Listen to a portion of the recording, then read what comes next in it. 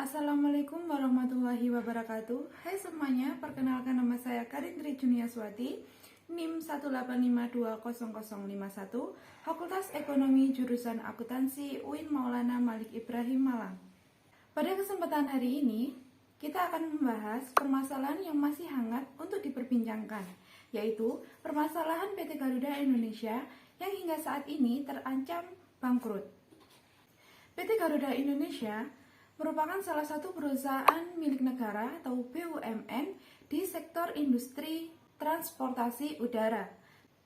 Dengan jumlah 210 armada, Garuda Indonesia menjangkau 44 rute domestik dan 22 rute internasional. Namun, sekarang ini terdapat masalah PT Garuda Indonesia yang menyebabkan perusahaan tersebut krisis atau failit. Pada tahun 2020, terdapat kisruh laporan keuangan Garuda Indonesia. Terdapat manipulasi laporan keuangan dimulai pada tanggal 24 April 2009. Semua berawal dari hasil laporan keuangan Garuda Indonesia untuk tahun buku 2018. Dalam laporan keuangan tersebut, Garuda Indonesia Group membukukan laba bersih sebesar 809,85 ribu US dollar atau setara dengan 11,33 miliar rupiah. Angka ini melonjak tajam dibandingkan tahun 2017 yang menderita rugi sebesar 216,5 juta US dollar. Nah, sehingga laporan keuangan tersebut menimbulkan polemik lantaran dua komisaris Garuda Indonesia, yakni Khairal Tanjung dan Doni Oskaria, saat ini sudah tidak menjabat. Menganggap laporan keuangan tahun 2018 Garuda Indonesia tidak sesuai dengan pernyataan standar akuntansi keuangan atau PSAK. Alhasil, dua komisaris tersebut juga enggan untuk menandatangani laporan keuangan tahun 2018 Garuda Indonesia tersebut. Hal ini tidak akan terjadi jika PT Garuda Indonesia melakukan perekayasaan pelaporan keuangan dengan batas wajar. Dalam akuntansi perekayasaan pelaporan keuangan, perekayasaan melibatkan pemilihan dan pertimbangan ideologi, teori, konsep dasar, dan teknologi yang tersedia secara praktis dan teoritis dengan mempertimbangkan faktor lingkungan negara. Penyebab kedua pailitnya Garuda Indonesia yaitu kondisi keuangan maskapai yang kian terpuruk akibat hantaman pandemi COVID-19, sebab krisis tersebut membuat anjloknya jumlah penumpang. Di sisi lain, utang perseroan terus menumpuk hingga mencapai 70 triliun dan diperkirakan terus bertambah 1 triliun tiap bulannya. Di sisi lain, pendapatan yang dimiliki Garuda Indonesia hanya 50 juta dolar per bulan. Sementara beban biaya yang dikeluarkan 150 juta dolar per bulan.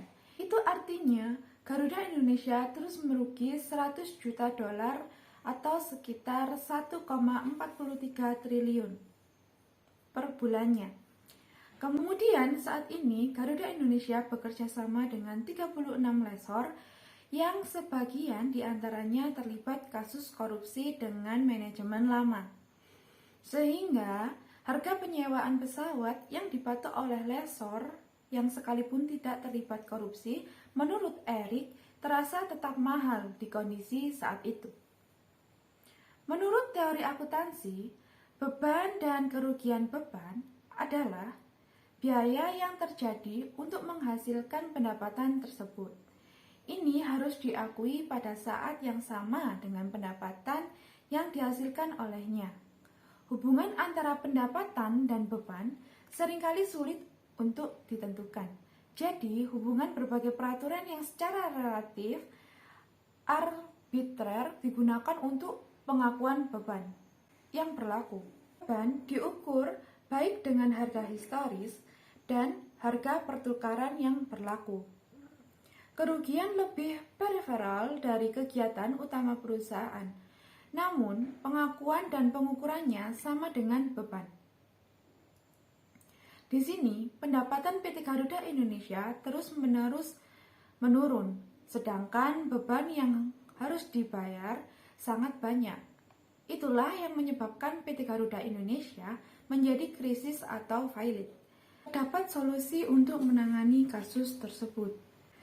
Manajemen PT Garuda Indonesia Persero Tbk memaparkan 3 strategi dalam menyelesaikan masalah utang perusahaan. Saat ini, total utang maskapai sudah tembus 70 triliun. Mengutip keterbukaan informasi manajemen kepada Bursa Efek Indonesia atau BEI, opsi pertama yang akan dilakukan adalah melakukan negosiasi dengan lessor pesawat. Opsi kedua yaitu melakukan restrukturisasi utang usaha, termasuk terhadap badan usaha milik negara atau BUMN setara mitra usaha lainnya. Opsi ketiga, negosiasi langkah restrukturisasi pinjaman perbankan dan lembaga keuangan lainnya.